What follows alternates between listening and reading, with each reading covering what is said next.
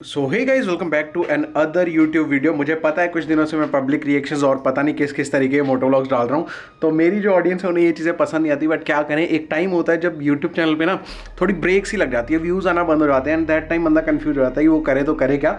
And that's why थोड़ा सा content बनाया था और मुझे पता है मैंने अपने तरीके से वो बनाया, उसमें कुछ भी गलत नहीं किया है। अगर आप लोगों को ठीक लगे तो देखो, अदरवाइज अब से मैं प्रॉपर्ली इन्फॉर्मेटिव कंटेंट ही बनाऊंगा, ये मेरा तुम लोगों से वादा है। तो बेसिकली तुम देख रहे हो मेरे पीछे मेरी R1 लगी हुई है। जहाँ तक मुझे याद है मैंने तब से अपनी बाइक तुम्हें नहीं दिखाई जब से मैंने इसको वापस से ब्लैक कर दिया। तो एज यू कैन सी अपना वाइजर भी यहाँ पर हमने चेंज कर दिया। अब इसमें लग चुका है जीरो ग्रेविटी का ये वाइजर, और इसको लगाने के पीछे रीजन ये है ना कि जो पहला वाला वाइजर था वो बहुत ज्यादा शेक कर रहा था भाई, इतना ज्यादा शेक करता था कि उससे आवाज बहुत ज्यादा आती थी। और अब देखो, अब किसी भी तरीके की कोई आवाज़ नहीं है। और ये वाला जो वाइज़र है इसके एरोडायनेमिक्स भी काफ़ी ज़्यादा अच्छे हैं एज़ कम्पेयर टू प्यूज। मुझे समझ नहीं आता इतने बड़े बड़े ब्रांड्स जैसे प्यूज जैसा ब्रांड एक गलती कर सकता है जिसकी वजह से बहुत ज़्यादा आवाज़ आ रही थी। असल में उस वाइज़र में प्रॉब्लम पता है क्या थी, उसमें ये वाले लॉक्स नहीं थे अपने। ये यहाँ पर तुम्हें लॉक्स दिख रहे हैं बॉडी के साथ, फ्रेमवर्क के साथ, जिसकी वजह से जब भी मैं चलाता था किसी खड्डे में बाइक गिरती थी बहुत ज़्यादा आवाज़ आती थी। एंड अब ये जो अपनी ब्लैक कलर में R1 लग रही है ना यार, ये बहुत ज़्यादा कमाल की लग रही है। और तुम्हें भी एक चीज़ का पता होगा गाइस कि मुझे ना अपनी बाइक का काम वगैरह करना खुद से ही ज़्यादा पसंद है, तो इसलिए जब भी टूल्स वगैरह इसके खरीदने होते हैं मैं बहुत ज़्यादा एक्साइटेड हो जाता हूँ। बट इस बार एक कंपनी है गाइस JPT करके, उन्होंने मेरे को कुछ टूल्स भेजे हैं, वो मैं आपको दिखाना चाहता हूँ और बताना चाहता हूँ वो कितने ज़्यादा ज़रूरी हैं। अगर आप घर पे आपके पास कोई भी बाइक है, कार है, और इवन अगर ये दोनों चीज़ें भी नहीं है तब भी वो टूल्स आपके कितने यूजफुल रहने वाले हैं वो चीज़ मैं आपको बताऊंगा। तो लेट मी गो इनसाइड, मैं आपको टूल्स वगैरह वो दिखाता हूँ। R1 में ना अभी एक छोटी सी प्रॉब्लम है, ये वाला तुम्हें कार्बन फाइबर का पीस दिख रहा होगा, ये देखो ये थोड़ा सा हिल रहा है। मे बी इसके अंदर की जो वॉशर है वो खराब हो गई है, तो इसको खोल के अभी ठीक करेंगे।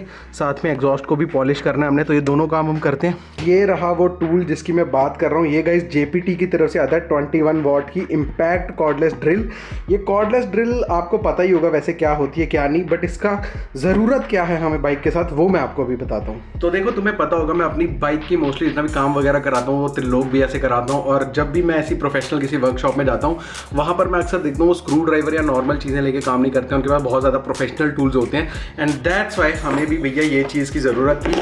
और इसमें क्या है वो तो मैं आपको बता ही चुका हूँ, इसको अनबॉक्स करके मैं दिखा देता हूँ। बट इससे पहले मैं आगे बढ़ूँ मैं तुम्हें बताता हूँ क्यों तुम्हें एक इम्पैक्ट कॉर्डलेस ड्रिल की ज़रूरत है। देखो सबसे पहली बात, मैं चाहूँ तो अपना स्क्रू ड्राइवर या फिर नॉर्मल जो जैसा मेरे पास एक टूल है टपारिया का, ये वाला जैसे मेरे पास नॉर्मल टूल है, इसके साथ भी मैं अपनी बाइक वगैरह खोल सकता हूँ, कोई पार्ट वगैरह डालना हूँ मैं डाल सकता हूँ, सर्विस वगैरह कर सकता हूँ। बट होता क्या है ना, हमारे इंडिया में एक चीज़ पे बिल्कुल ध्यान नहीं दिया जाता, वो होता है टाइटनिंग टॉर्क के ऊपर। ठीक है, अब टाइटनिंग टॉर्क क्या होता है मैं तुम्हें बताता हूँ। बहुत बार ऐसा होता है हमारी बाइक का जितने भी हम नट बोल्ट्स खोलते हैं उन्हें वापस लगाने के लिए जितने प्रेशर की जरूरत होती है वो हमें पता नहीं होता है, और ऐसे ही किसी केस में हम क्या करते हैं कि भैया अपने तुक्के के हिसाब से जितना टाइट हो सकता है उतना टाइट कर देते हैं हाथ से। उससे ना दो चीजों के नुकसान होते हैं। पहली बात, टाइम के साथ साथ एक तो आपके नट बोल्ट की जो चूड़ियां होती हैं जिनको हम थ्रेड्स बोलते हैं वो घिस जाते हैं, ठीक है, वो खत्म हो जाते हैं, जिसके बाद वाइब्रेशन आना शुरू हो जाती है। जैसे मैंने पहले बताया मेरे एग्जॉस्ट के ऊपर जो कार्बन फाइबर की शील्ड लगी है उसमें ऐसा हो रहा है। और दूसरी चीज, जो आपका मैनुअल होता है उसके हिसाब से टाइटनिंग टॉर्क हर एक नट बोल्ट का उन्होंने दिया होता है कि कौन सा नट बोल्ट कितना ज्यादा टाइट होना है। तो लास्ट टाइम मैं अपनी बाइक का एक नट बोल्ट खोल रहा था, उसको जैसे ही मैंने वापस लगाया वो नट बोल्ट टूट गया भाई। मतलब उस पर थोड़ा सा भी ओवर टॉर्क अगर आप कर देते हो, ज्यादा प्रेशर लगाते हो, वो टूट जाएगा। अब नॉर्मली ऐसा छोटी छोटी बाइक्स में नहीं होता है, ये जो अच्छे लेवल की बाइक्स होती है उनमें टॉर्क की बहुत जरूरत होती है।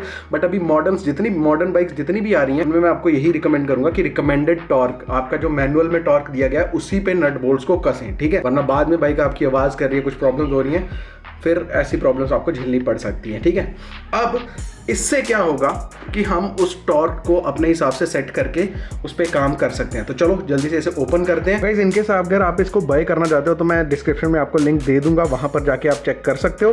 थोड़ा सा उसको चैनल को भी सपोर्ट मिल जाएगी, प्लस आपकी ज़रूरतें भी जो है वो पूरी हो जाएंगी। तो बेसिकली JPT का मेरा पहले से कोलैबोरेशन है JPT के साथ। पहले मैंने एक प्रेशर वॉशर दिखाया था जो कि काफ़ी ज़्यादा पसंद आया था तुम लोगों ने, और काफ़ी ज़्यादा सेल्स भी आई थी उस पर, क्योंकि भाई वो चीज़ ही बहुत अच्छी है। और अभी हम इसको करते हैं ओपन, और ये देखो भाई बेसिकली ये तीनों चीज़ें मैंने बाद में ऐड करी हैं। और ये क्या हैं, ये चारों चीज़ें वो मैं आपको बाद में बताता हूँ। शुरू करते हैं भाई इस किट से। तो बेसिकली इस किट में आपको ये तीन चीज़ें देखने को मिल जाती हैं। अगर मैं सबसे पहले शुरू करूँ तो वो करता हूँ भाई बैटरी से। तो इसमें ये 21V करके ये जो मॉडल है इसका, ये बैटरी हमें मिल जाती है 1.5 एम्पेयर की ये जो बैटरी है। और गाइज अगर मैं बात करूँ बॉश जैसे बड़े ब्रांड की, तो आपने नाम तो सुना ही होगा बॉश का भी एंड स्टैनली का भी। बेसिकली उनकी मशीन्स भी सेम होती हैं, बस वो महंगी होती हैं। ये एक अपना इंडियन ब्रांड है JPT, दैट्स वाई ना आपको ये मशीनें सस्ती देखने को मिल जाती है, 3500 में मात्र आपको मिल जाएगी।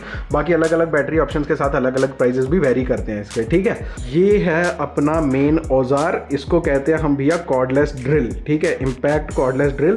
अब इसमें बहुत सारे एलिमेंट्स हैं, उन सभी एलिमेंट्स को मैं डिटेल करके बताऊंगा, बट सबसे पहले इसका टच एंड फील मैं बता देता हूँ, बिल्कुल प्रीमियम लगता है, सब कहीं से नहीं लगता कि ये थोड़ा सा सस्ता ब्रांड है। बाय द वे इसके साथ आपको ये केस भी देखने को मिल जाता है। केस की क्वालिटी यार ओके है, ज़्यादा बढ़िया तो मैं नहीं कहूँगा, बट स्टिल आप जो प्राइस पे कर रहे हो उसके हिसाब से बहुत ही ज़्यादा वर्थ है, ठीक है, वर्थ फॉर मनी चीज़ है। इसको ना यूज़ करना बहुत ही ईजी है। सिंपली आप इस बैटरी को यहाँ पर पकड़ो और यहाँ पर इसे स्लाइड कर दो, जैसे आपको एक क्लिक की साउंड है, दैट मीन्स आपकी बैटरी पूरी कनेक्ट हो चुकी है। And just have a look at this यार, कितनी मस्त लग रही है। अब मेरे को ना ये ऑर्गेजम्स होना शुरू हो गए जब से मैं बाइक्स वगैरह में पढ़ा हूँ ना, मेरे को टूल्स से भी उतना ही ज़्यादा प्यार है जितना अपनी बाइक्स के साथ है, ठीक है। और अब देखो एकदम बढ़िया लग रही है। और यहाँ पर गाइज कुछ फीचर्स हैं इसके जो मैं आपको मेंशन करना चाहूँगा। तो गाइज सबसे पहली चीज़ मैं शुरू उसी से कहूँगा, मैं टॉर्क की बात कर रहा था। बेसिकली जब आप अपना हाथ से जब अपना नट बोल्ट कोई भी टाइट करते हो रैंडम स्क्रू ड्राइवर्स की वजह से, उसमें क्या होता है ना, आपको पता नहीं होता प्रेशर का और आप कभी भी ओवर टाइट कर देते हो। इसमें आपको ये एक एक्स्ट्रा डायल मिल जाती है। ये डायल जो आप यहाँ पर देख पा रहे हो ना, अगर हम इसे घुमाते हैं तो अब हम अपने हिसाब से इसका प्रेशर डिसाइड कर सकते हैं कि ये कितना किसी नट बोल्ट को टाइट करेगी, ठीक है। तो यहाँ पर आपको 25 लेवल्स मिल जाते हैं। अब न्यूटन मीटर्स में प्रॉपर साइंटिफिक कैलकुलेशंस का मेरे को नहीं पता, बट अगर आप मैनुअल देखोगे आपको पता चल जाएगा कि आपको किस टॉर्क पे कौन सा नट बोल्ट जो है वो कसना है। तो यहाँ से आप वो अपना टॉर्क सेट कर लो और देन बाद में जब आप इसको चलाओगे तो ये उस पर्टिकुलर प्रेशर पे जब टाइट हो जाएगा नट बोल्ट, उसके बाद ये फ्रीली रोटेट करना शुरू कर देगी। इसमें अपना क्लच का सिस्टम आता है गाइस, जैसा आपने बाइक में क्लच होता है, अगर वो क्लच एक बार एंगेज हो जाए तो ये फ्री में घूमने लग जाता है, मतलब फ्री रोटेट करता है, जिसकी वजह से आपका जो नट बोल्ट है वो डैमेज नहीं होगा, ठीक है। ये तो हो गया गाइस इसका मेन पर्पस जिसकी वजह से मुझे ये चाहिए थी, बट उसके अलावा भी इसके बहुत सारे यूजेस है। ये दोनों डायरेक्शंस में चल सकते हैं, चाहे आप इसे नट खोल लो या टाइट कर लो। सेम ये ड्रिल भी कर सकती है और इसमें हैमर एक्शन भी आपको मिल जाता है। अगर आपको दीवारों में छेद करने हैं, बाइक में कोई नया पार्ट इंस्टॉल कर रहे हो उसके लिए भी छेद करने हैं, तो आप इसके आगे ड्रिल बिट लगाओ इसके चक में। तो ज्यादातर जो मैं यूज करता हूँ वो तो भैया अपना यही रहेगा जिसमें मुझे स्क्रूज वगैरह खोलने रहते हैं। अगर आप चाहो तो इस ड्रिल को लॉक भी कर सकते हैं। ये बीच में आपको सेंटर का बटन दिख रहा है, इसको एकदम मिडल में रख दो और ये आपका लॉक हो जाएगा। उसके बाद आप चाहे जितना मर्जी दबा लो, ये आपकी चलेगी नहीं। प्लस यहाँ पर एक आपको LED देखने को मिल जाती है छोटी सी, ये देखो, जैसे ही आप इसको चलाओगे ये LED चलना शुरू हो जाएगी। और रात को आपको कहीं ड्रिल वगैरह करना है, किसी टाइट स्पॉट पे आपको नट वगैरह कसना है, तो ये आपका बहुत हेल्पफुल रहने वाला है, ठीक है। ना हमारा ये वाला स्क्रू ढीला हो रखा है एकदम, तो हमें तीनों स्क्रूज खोल के देखना पड़ेगा किसके अंदर की वॉशर कैसी है। तो फिलहाल मैंने इसे एंटी क्लॉकवाइज मोड पे सेट कर लिया। टॉर्क हम गाइज यहाँ पर रखेंगे तकरीबन 8-9-10 का बहुत है, क्योंकि ये ज़्यादा टाइट तो होगा नहीं नट। तो हमें सिंपली यहाँ पर इसे डालना है। ये देखो गाइज, हमारा नट बिना डैमेज हुए आराम से बाहर जो है वो आ चुका है। बाकी के नट भी खोल लेते हैं।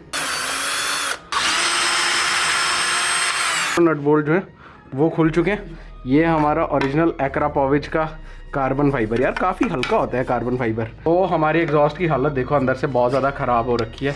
तो बेसिकली मेरी बहन को मैंने कैमरा पकड़ाया हुआ था, इससे ज़्यादा काम वगैरह होता नहीं है, बट स्टिल चलो कर लेगी कुछ ना कुछ। ये देखो भाई, यहाँ पर कितना मस्त वाला फेड आ रखा है कलर में। तो इसे करते हैं थोड़ा सा क्लीन, वाइप ऑफ कर टाइटेनियम को माइक्रोफाइबर क्लॉथ्स के साथ। बेसिकली क्या है ना, ये वाली जो वॉशर है ये निकल चुकी थी, इसे यहाँ पर रहना चाहिए था अंदर ताकि ये ग्रिप कर पाए प्रॉपरली, बट तब यहाँ पर ये थी नहीं। अब हमने इसको यहाँ पर लगा दिया। अब वापस हम इस कार्बन फाइबर को ऊपर रख के अगर टाइट कर देंगे फिर ये एकदम बढ़िया रहेगा। और ये देखो, इस चीज की मैं बात कर रहा था। अब अगर मैं इसे ओवर टाइट करने की कोशिश करूंगा तो ये स्लिप हो जाएगा, देखना। तो हमें जितना इसे टाइट करना था उतना ही किया है, फालतू टाइट नहीं किया है। नट भी हमारा सेफ रहेगा, कार्बन फाइबर भी सेफ रहेगा और बाइक भी भैया सेफ रहेगी।